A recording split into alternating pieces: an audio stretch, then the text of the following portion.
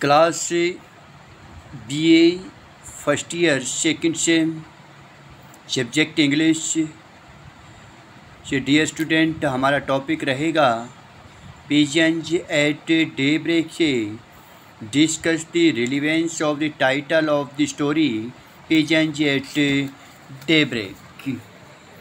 The title of the story pigeons at day break.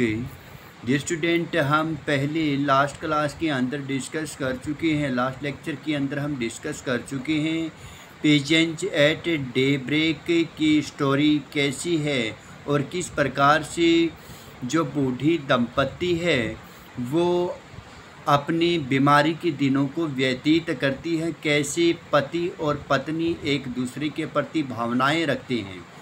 बूढ़े पति की किस प्रकार से एक बूढ़ी पत्नी सेवा करती है, उसको हर वो सुविधा दे देना चाहती है, हालांकि उसके पास इतनी वो सुविधा संपन्न भी वो नहीं है, लेकिन फिर भी पिजन्स एट डे ब्रेक के अंदर एक बहुत ही अच्छी शिक्षा दी गई है, एक बहुत ही अच्छा मोरल इस कहानी के अंदर छिपा पड़ा है।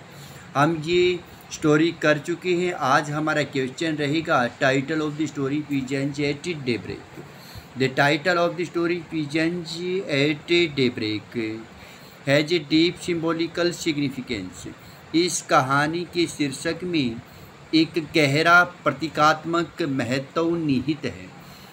It is quite relevant to the theme of the story. यह कहानी की विषय वस्तु से गहनता से संबंधित है। Mister Basu the main character of the story. कहानी का मुख्य पात्र mister Basu suffers from acute asthma. वो तीव्र दमा रोग से पीड़ित है। Panting for breath all the time. और इस प्रकार से दमा की बीमारी से पीड़ित होने के कारण हर वक्त सांस लेने के लिए वो हाँफता रहता है। He finds it impossible even to lie flat in his bed। यहाँ तक कि उसके लिए बिस्तर पर सीधा लेट पाना भी असंभव सा प्रतीत होता है। His wife has to keep adjusting the pillows and bolsters for him। उसकी पत्नी को उसके लिए पिलोज, तकिए और गद्दियों की व्यवस्थित करने में हर क्षण उसकी पत्नी को इस कार्य में तकियों को और बिस्तर को व्यवस्थित करने में लगा रहना पड़ता है कि उसको कुछ सुविधा हो जाए। She takes his bed to the terrace so that he feels comfortable there. और वह उसकी चारपाई को घर की छत पर ले जाती है ताकि वह आरामदायक महसूस कर सके। Here what is the name of the wife of mister Basu. हम डिस्कस कर चुके हैं पहले। मिस्टर बसु की पत्नी का नाम क्या है? ओटिमा बसु। ओटिमा बसु मिस्टर बसु की पत्नी है। ये बूढ़ी औरत है और अपने पति की हर संभव सहायता करती है।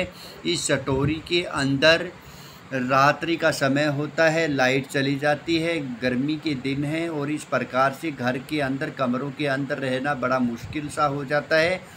पहले से ही दमा की बीमारी से मिस्टर बसु पीड़ित है और इस प्रकार से ओटिमा बसु उसको कुछ राहत या चैन की सांस आ जाए, यह सोच करके मिस्टर बसु को घर की छत के ऊपर लेकर जाती है। बट हेयर आल्सो, परंतु यहाँ भी he keeps groaning and सोबिंग all night. सारी रात मिस्टर बसु ग्रोनिंग कराता रहता है, स्लोबिंग सुबकियाँ भरता रहता है। क्वाइट स्ट्रेंजली, बहुत ही विचित्र ढंग से He becomes quite calm। वह शांत हो जाता है। and quite towards dawn। और प्रभात के आते आते काफ़ी मौन भी वो हो जाता है। सारी रात्रि गर्मी में हाफता रहता है और जब प्रभात होने को होती है एकदम से शांत हो जाता है और वो मौन हो जाता है। हम यहाँ पर देखते हैं कि he is seen flying flat in his bed, कि वह मिस्टर बसु अपने बिस्तर में सीधा लेटा हुआ दिखाई देता है। हिज माउथ हैंग्स ओपन, और ऐसी स्थिति में उसका मुंह खुला हुआ है। And he seems to be gazing upward, और ऐसा प्रतीत होता है कि वह मुंह खुला करके ऊपर की ओर देख रहा है, आकाश में देख रहा है। जस्ट देन तभी a flock of pigeons hurtle upwards, एक कबूतरों का झुंड उसके ऊपर से गुजरता है। And spreads out in the blue dome of the sky, और इस प्रकार से नीले आसमान में, आकाश के नीले गुंबद में इधर उधर वो कबूतरों का झुंड फैल जाता है। It rises higher and higher, और यह झुंड और भी ऊंचा उठता चला जाता है। And eventually disappears in the sky, और इस प्रकार से नीले आकाश में ये कबूतरों का झुंड एकदम से स्थिति में आकर के लुप्त हो जाता है। यानी यहाँ पर कबूतरों का झुंड स्वतंत्रता के साथ उड़ रहा था, ऐसी ही उसकी सांसें भी चल रही थी। लेकिन जैसे ही कबूतरों का झुंड लुप्त हो जाता है, यहाँ पर उस बूढ़े ओल्ड बसु की जो सांसें हैं वो भी निकल जाती हैं।